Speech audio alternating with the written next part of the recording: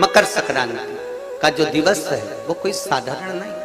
आप लोग दान करते हो मकर संक्रांति में? कितनी चीजें दान करते हो? और सुहागन माताओं को देते हो ना? क्या देते हो? कितने देते हो? 13 14 कितने हैं? 14। कौन से पुराण में लिखा है कि 14 चीज देना चाहिए?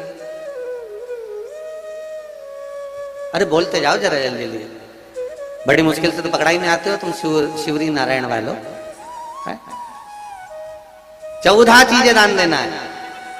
किस पुराण में लिखा है? कोई तुमसे पूछ सकता है तो महाराज आप कह सकते हो अग्नि पुराण में वर्णन आता है। कौन से पुराण में लिखा है? अग्नि पुराण में लिखा। देव ऋषि नारद भगवान विष्णु के पास जाकर पूछते हैं, नारायण कृपा करिए। भगवान विष्णु ने पूछा क्या बात है, बोलिए। देव ऋषि नारद क्या चाहते क्या हो वो बताओ।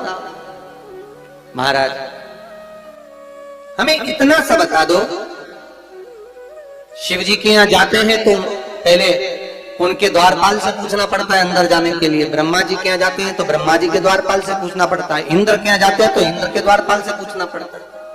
हम जितनी भी जगह जाते हैं तो कोई ना कोई द्वारपाल से हमें पूछना पड़ता है अंदर जाने के। भगवान देवऋषि नारद कह रहे हैं, नारायण से कुछ ऐसी कृपा कर दो कि हमें किसी से आज्ञा लेना ही नहीं। भगवान विष्णु तो उनकी बात को बस थोड़ा सा सुने और अंदर चले गए। नारद जी को लगा हमारा तो कोई जवाब ही नहीं दिया। नारद जी वहीं पर टिक गए, खड़े रहे, नाम जाप करते थे। विष्णु वापिस आए और देवऋषि नारद से कहा एक काम करो, जब सूर्य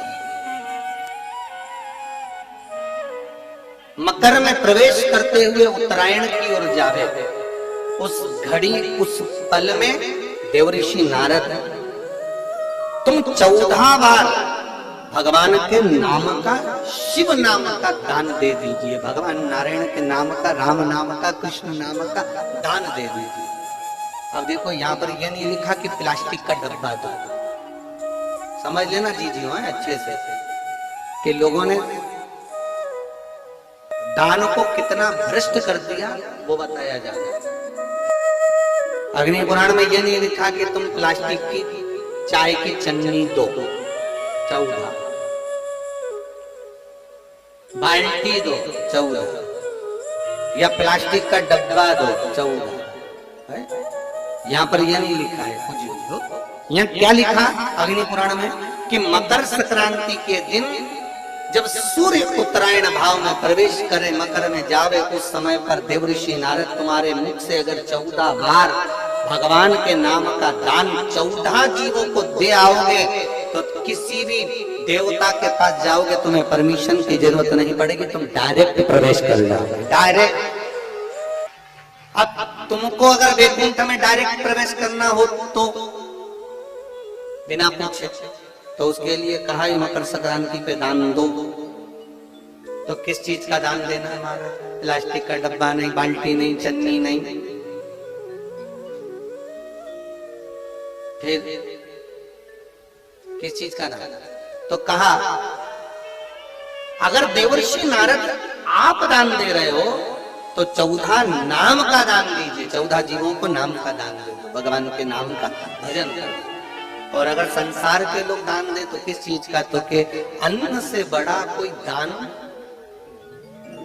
अन्न से बड़ा कोई दान।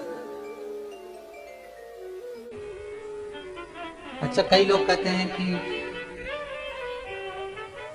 सूर्य के उत्तरायण का क्रम है, ये क्रम है, ये पूजन का क्रम है, तिल्ली के लड्डू का क्रम है? लड्डू बना लो तिल्ली का, इसका क्रम है। पर अगर स्कंद पुराण उठाओ तो स्कंद पुराण में अगर मकर संक्रांति के क्रम को यदि पढ़ोगे तो मालूम पड़ेगा कि पूरे वर्ष में एक दिन ऐसा था जिस दिन भगवान शिव और नारायण, ये दोनों, इसलिए आज भी हिंदू धर्म में गुड़ के लड्डू तिल्ली के साथ मिलाते हैं। क्यों? उसका कारण कि शंकर और नारायण ये दोनों एक ही दिन, एक ही पल गंगा का स्नान करने के लिए एक भगवान शिव।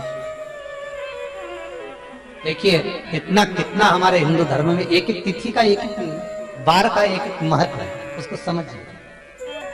माता लक्ष्मी भगवान नारायण और भगवान शिव को स्नान के लिए गुप्त रूप से झांक दिए, तो भगवान विष्णु ने तिरछी दृष्टि में माता लक्ष्मी को देखा, तिरछी दृष्टि। तो माता लक्ष्मी को देखकर भगवान विष्णु शिव जी को देखे तो शंकर भगवान ने कहा, नारायण हमने देख लिया, महारानी लक्ष्मी झांक रही है, हमने वर दे दिया कि लक्ष्मी का एक नाम गुप्त लक्ष्मी रहेगा, ये छुपी रहेगी। और आज मकर संक्रांति के दिन नारायण और शिव का दर्शन इस लक्ष्मी ने करा है। पर जो गुप्त लक्ष्मी का दान दे देगा उसके घर में कभी कोई बड़ी बीमारी प्रवेश नहीं करेगी। कैंसर जैसा रोग, किडनी और लीवर का रोग नहीं हो सकता। आज भी नियम है कि मकर संक्रांति के दिन एक लड्डू बनाया जाता है गुड़ और तिल्ली का, उसमें 1 का सिक्का, 2 का सिक्का या कोई लक्ष्मी उसमें फंसा दी जाती है और लड्डू को पैक कर कर किसी मंदिर में दान दे दिया जाता है। उसको कहते हैं गुप्त लक्ष्मी, जिससे घर में कोई बड़ी बीमारी प्रवेश नहीं हो। तो केवल मकर संक्रांति को ही हो। कहते हैं मकर संक्रांति है जिस समय पर कल सूर्य उत्तरायण आ जाए और पहले दिन उत्तरायण के दिन ही जब संध्या का समय होता है, शाम का समय होता है, महाराज संध्या का जो समय होता है शाम का, अगर कोई बच्चा पलंग पर बाथरूम करता हो, गंदगी करता हो, सारी औषधि कर ली, दवाई कर ली, और या बच्चा रात्रि को उठकर चिड़चिड़ करता हो या रोता हो रात भर, महाराज उसके लिए, या माता के स्तनों में बच्चे को पिलाने के लिए दूध ना आता हो उसके लिए, या बच्चा रुदन करता हो या बच्चा गंदगी करता हो उसके लिए, कल शाम के समय पर प्रथम दिन में जब भगवान उत्तरायण आ रहे हैं मकर राशि के अंतर्गत, तो शाम के समय पर मकर संक्रांति के दिन गुड़ को पानी में मिलाकर शिवजी पर लेपन कर दो, उसी हाथ को बच्चे को मंदिर के बाहर चिटा दो महाराज, फिर वो पलंग पर कभी गंदगी नहीं करेगा महाराज। जिस नारी का स्तन में दूध नहीं आता हो बच्चों को पिलाने के लिए, उसको भी अगर चिटा दिया जाए तो स्तन में दूध आना प्रारंभ हो महाराज। जो बच्चा रात्रि को रोता हो, जाग जाता हो, उसको भी अगर वो हाथ चिटा दिया जाए तो वो काम करता है महाराज। ये कल के दिन करके देखना, बाद में बताना जरूर हो।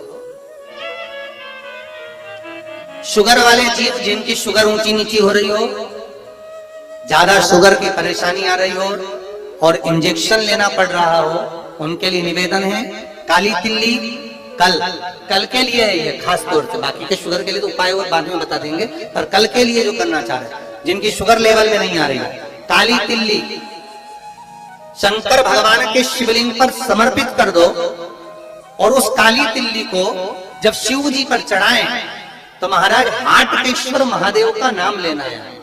कौन से महादेव? हाटकेश्वर महादेव का नाम लेना है और शंकर भगवान पर काली तिल्ली चढ़ाते जाना है। उसमें कंकर नहीं हो, सफेद तिल्ली का एक भी दाना नहीं हो, इसका ध्यान रखिए। उस काली तिल्ली को चढ़ा दीजिए, हाटकेश्वर महादेव का स्मरण कर कर किसी को जल ना चढ़ाने देना उस समय पर जब आप शंकर जी को चढ़ाएं, और भगवान शंकर की हाटकेश्वर महादेव का स्मरण कर कर 108 रुद्राक्ष से मनके से माला जप लो। वहीं शंकर चढ़ी रहने देना तिल्ली, उसी तिल्ली को वापिस कटोरी में उठाकर लिया, 3 दिन तक लगातार उसको थोड़ा थोड़ा कर कर सुबह के समय खाली पेट खाइए, शुगर लेवल पर आ जाएगी महाराज, आपकी शुगर हाई ऊंची नीची नहीं जाएगी।